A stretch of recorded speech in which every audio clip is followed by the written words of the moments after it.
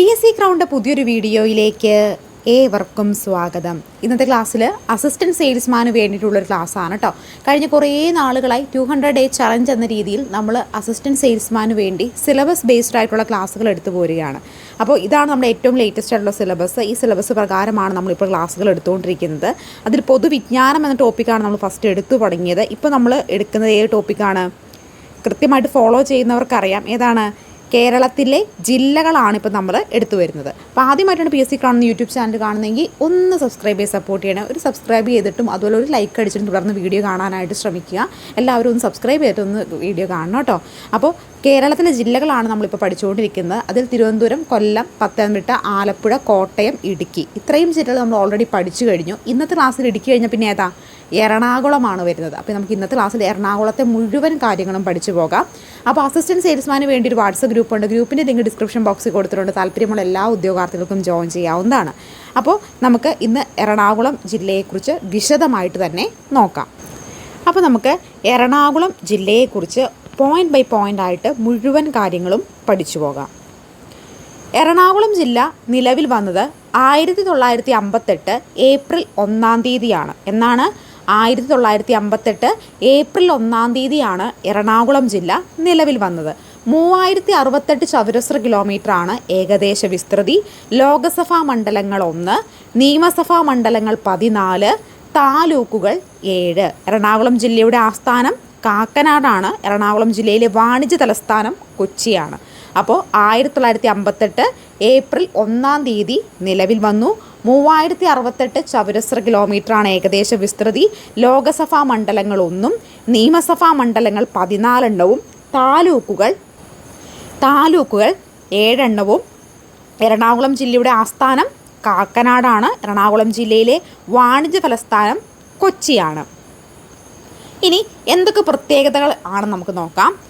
ഋഷിനാഗകുളം എന്നറിയപ്പെടുന്ന സ്ഥലം, എറണാകുളത്തിൻ്റെ അറിയപ്പെടുന്ന മറ്റൊരു പേരെന്താണ്? ഋഷിനാഗകുളം എന്നറിയപ്പെടുന്ന സ്ഥലമാണ് കേരള ഹൈക്കോടതിയുടെ ആസ്ഥാനം. കേരള ഹൈക്കോടതിയുടെ ആസ്ഥാനം ഏതാണ്? എറണാകുളമാണ്. 1959 ഉദയം പേരൂർ സുന്നഹദോസ്, 1653 കൂനംകുരിശ് സത്യം എന്നീ ചരിത്ര സംഭവങ്ങൾ നടന്ന ജില്ല. അപ്പോൾ ഉദയം പേരൂർ സുന്നഹദോസും കൂനംകുരിശ് സത്യപ്രതിജ്ഞയൊക്കെ നടന്നത് എവിടെയാണ്? എറണാകുളം ജില്ലയിലാണ്. 1947 പാലിയം സത്യാഗ്രഹം നടന്നതും എറണാകുളം ജില്ലയിലാണ്. അപ്പോൾ ഉദയം പേരൂർ സുന്നഹദോസും കൂനംകുരിശ് സത്യപ്രതിജ്ഞയും പാലിയം സത്യാഗ്രഹം ഒക്കെ നടന്നത് എറണാകുളം ജില്ലയാണ്. കേരളത്തിലെ ഏക ക്രിസ്ത്യൻ രാജവംശമായ വല്ലാർഭട്ടം ഭരണം നടത്തിയിരുന്ന ജില്ല. വല്ലാർഭട്ടം കേരളത്തിലെ ഏക ക്രിസ്ത്യൻ രാജകുടുംബമായിരുന്നു. അവർ ഭരണം നടത്തിയത് എറണാകുളം ജില്ലയിലാണ്. ഇരിങ്ങോൾക്കാവ് സ്ഥിതി ചെയ്യുന്ന ജില്ല. കേരളത്തിൽ വളരെ പ്രശസ്തമായിട്ടുള്ള കാവാണ് ഇരിങ്ങോൾക്കാവ്. എറണാകുളം ജില്ലയിലാണ് സ്ഥിതി ചെയ്യുന്നത്.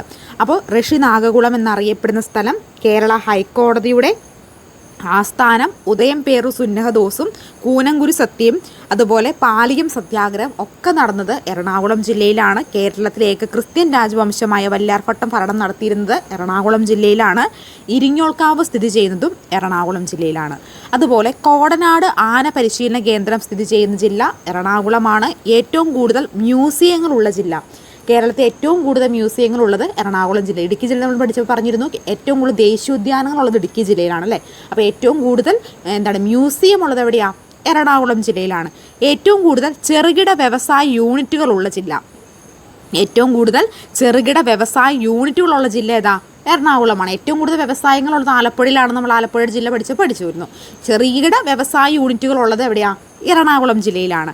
കൈതച്ചക്ക, ജാതിക്ക എന്നിവ ഏറ്റവും കൂടുതൽ ഉൽപ്പാദിപ്പിക്കുന്ന ജില്ല. കൈതച്ചക്കയും ജാതിക്കയും ഏറ്റവും കൂടുതൽ ഉൽപ്പാദിപ്പിക്കുന്നത് എറണാകുളം ജില്ലയിലാണ്. കേരളത്തിൽ ഏറ്റവും കൂടുതൽ ക്രിസ്തു ജൂതമത വിശ്വാസികളുള്ള ജില്ല. കേരളത്തിൽ ഏറ്റവും കൂടുതൽ ക്രിസ്തു മതവും ജൂതമത വിശ്വാസികളുള്ളതും എവിടെയാണ്? എറണാകുളം ജില്ലയിലാണ്. അപ്പോൾ കോടനാട് ആന പരിശീലന കേന്ദ്രം സ്ഥിതി ചെയ്യുന്ന ജില്ല എറണാകുളമാണ്. ഏറ്റവും കൂടുതൽ മ്യൂസിയങ്ങളുള്ള ജില്ല എറണാകുളമാണ്. ഏറ്റവും കൂടുതൽ ചെറുകിട വ്യവസായ യൂണിറ്റുകളുള്ള ജില്ല എറണാകുളമാണ്. കൈതച്ചക്കയും ജാതിക്കയും ഏറ്റവും കൂടുതൽ കൃഷി ചെയ്യുന്നത് എറണാകുളം ജില്ലയിലാണ്. ഏറ്റവും കൂടുതൽ ക്രിസ്തുമത വിശ്വാസികളും ജൂതമത വിശ്വാസികളും ഉള്ള ജില്ല എറണാകുളമാണ്. കേരളത്തിൽ ഏറ്റവും കൂടുതൽ ആംഗ്ലോ ഇന്ത്യൻ ജനസംഖ്യ ഉള്ള ജില്ല. കേരളത്തിൽ ഏറ്റവും കൂടുതൽ ആംഗ്ലോ ഇന്ത്യൻ ജനസംഖ്യ ഉള്ളത് എവിടെയാണ്?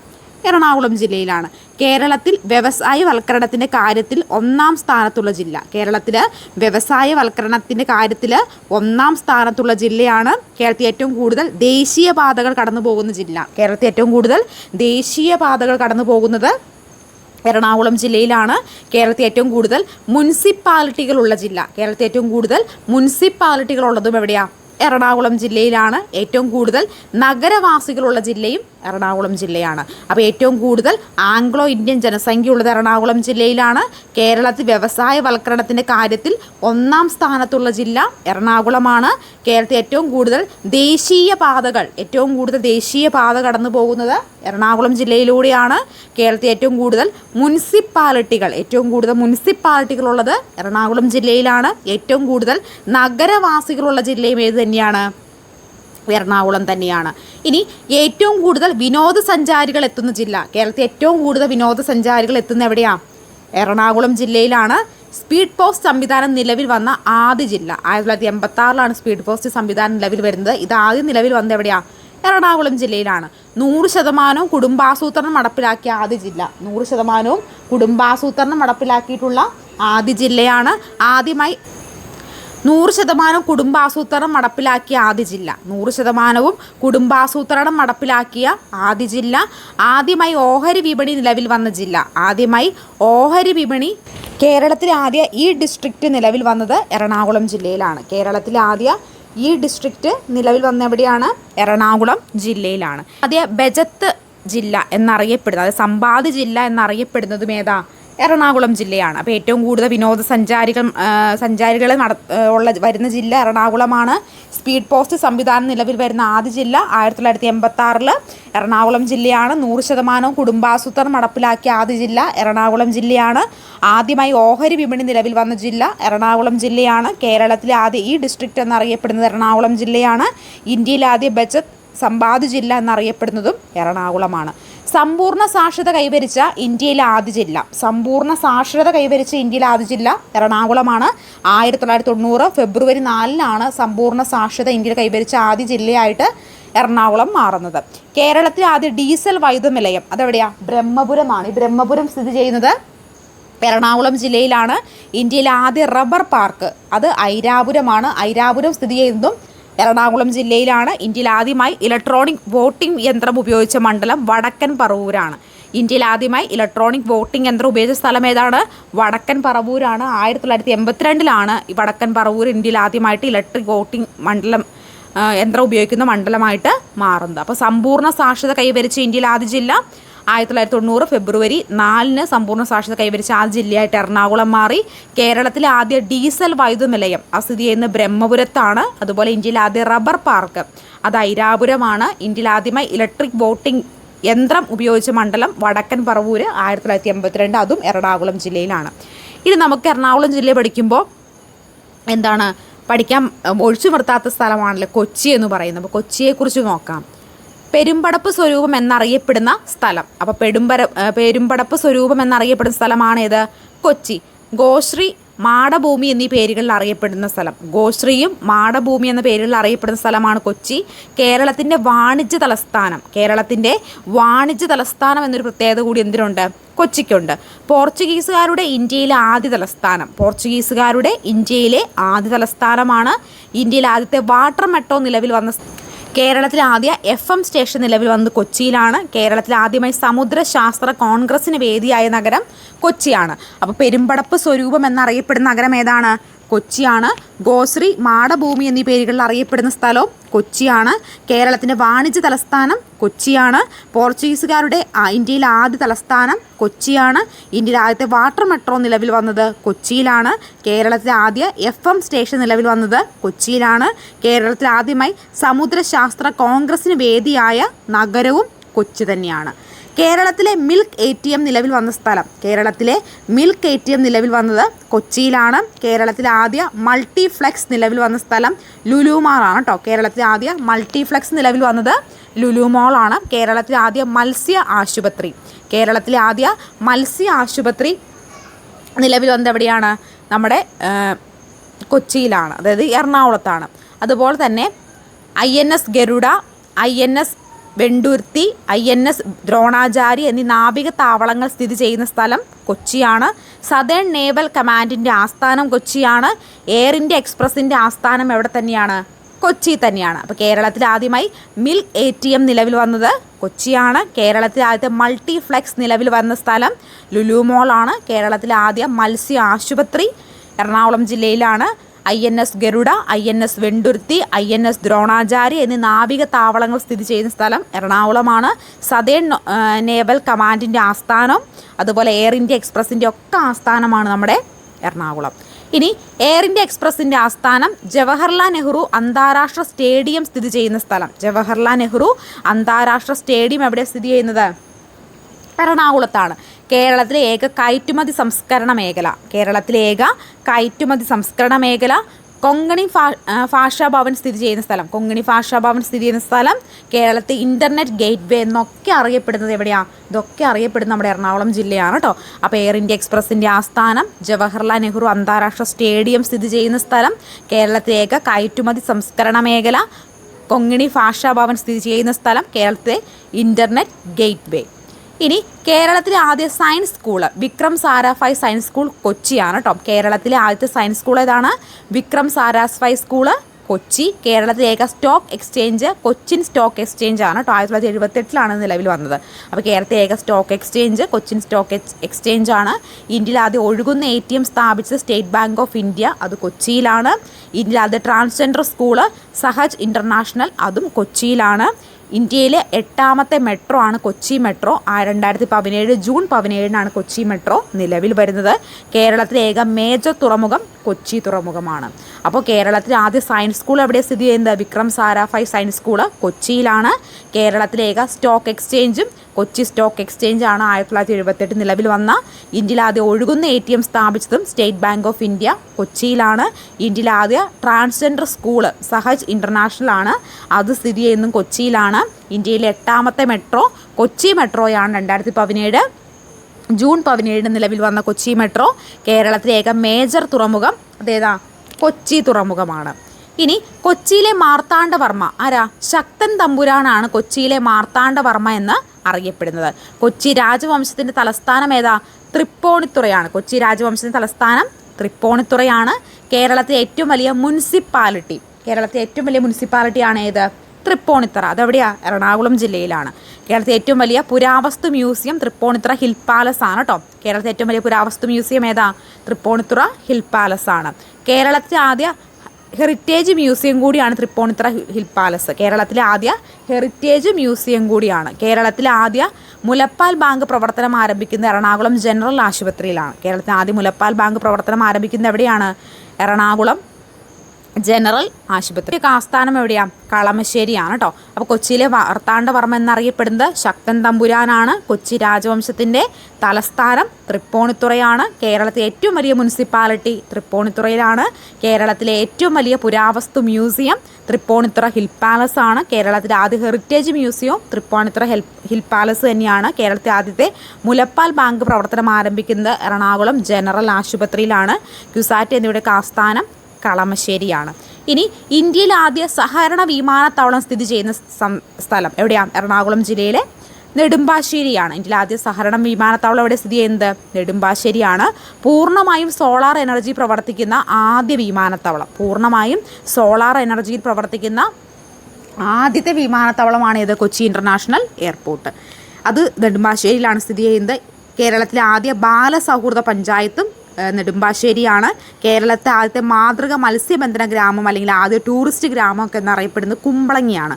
അപ്പോൾ കേരളത്തിലെ ആദ്യത്തെ മാതൃക മത്സ്യബന്ധന ഗ്രാമം അല്ലെങ്കിൽ ആദ്യ ടൂറിസ്റ്റ് ഗ്രാമം എന്നറിയപ്പെടുന്നത് ഏതാ? കുമ്പളങ്ങിയാണ്. അപ്പോൾ ഇന്ത്യയിലെ ആദ്യത്തെ സഹകരണ വിമാനത്താവളം സ്ഥിതി ചെയ്യുന്ന ഏതാ? നെടുമ്പാശ്ശേരിയിലാണ്. പൂർണ്ണമായും സോളാർ എനർജി പ്രവർത്തിക്കുന്ന ആദ്യ വിമാനത്താവളമാണ് നെടുമ്പാശ്ശേരി.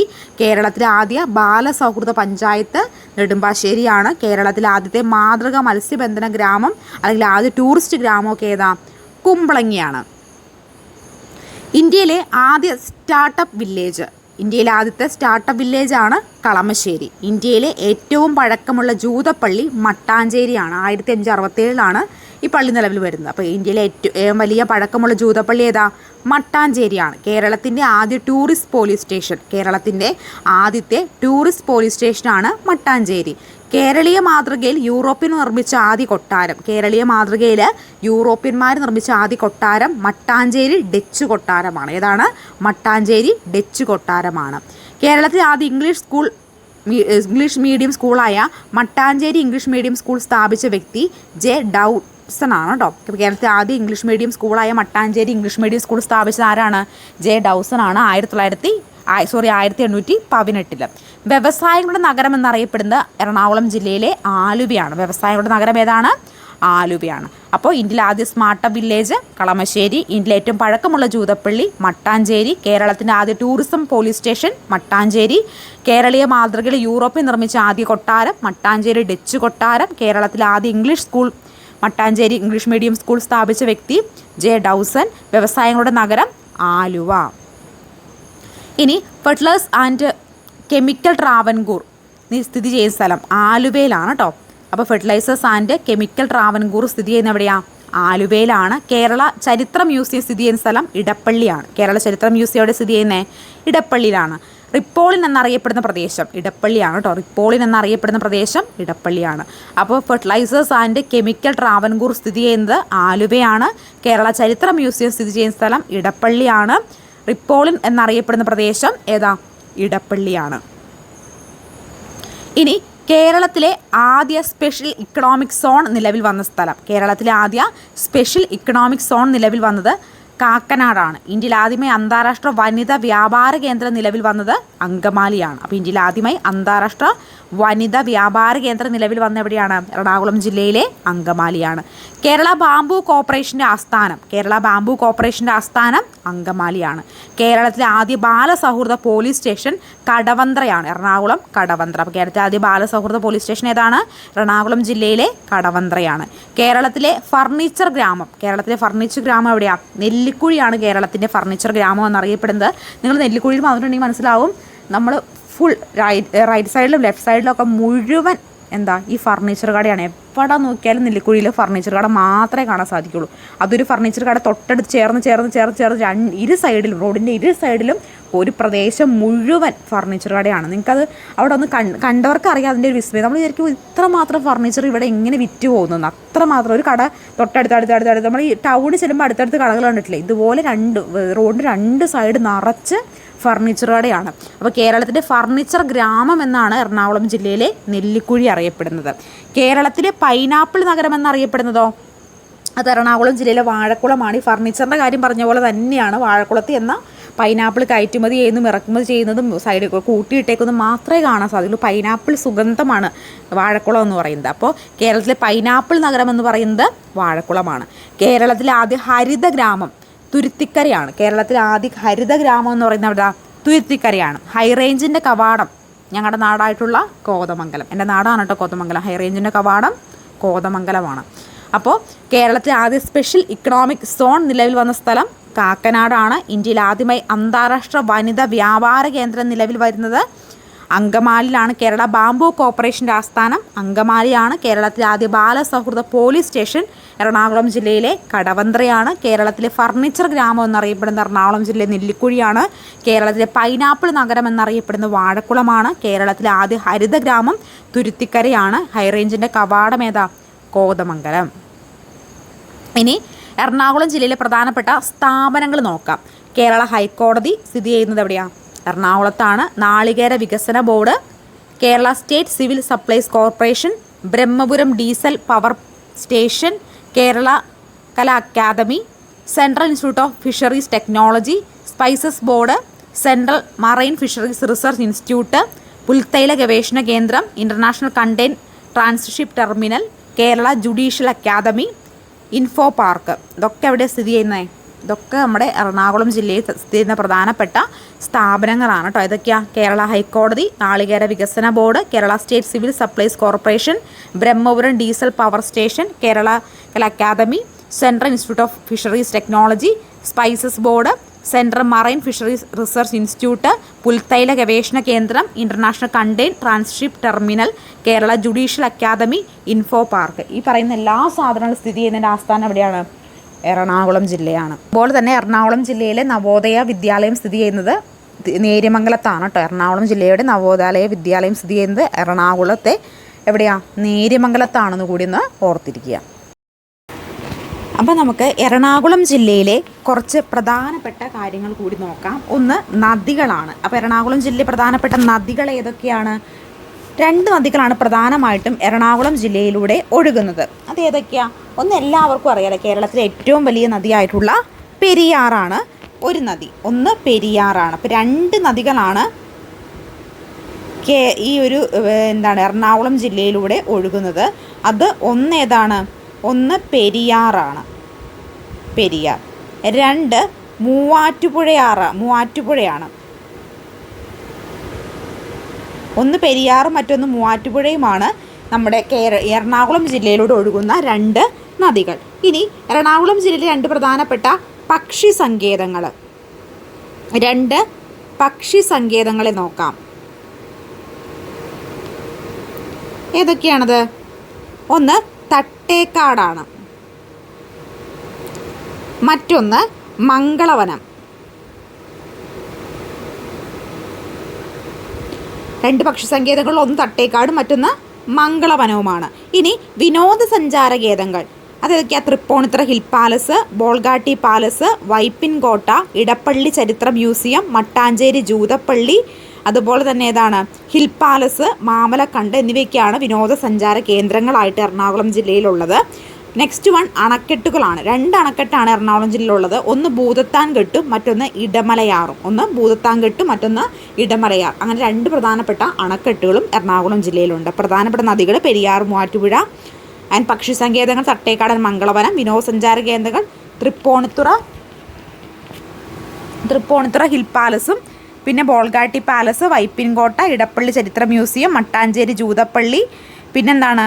മാമലക്കണ്ടം, അതുപോലെ അണക്കെട്ടുകൾ ഭൂതത്താൻകെട്ടും ഇടമലയാർ. അപ്പോൾ നമ്മൾ ഇന്നത്തെ ക്ലാസ്സിൽ എറണാകുളം ജില്ലയെക്കുറിച്ചിട്ടാണ് പഠിച്ചു പോയത്. എറണാകുളം ജില്ലയെ പറ്റിയുള്ള മുഴുവൻ കാര്യങ്ങളും ഇന്നത്തെ ക്ലാസ് നമ്മൾ ഡിസ്കസ് ചെയ്തു പോയിട്ടുണ്ട്.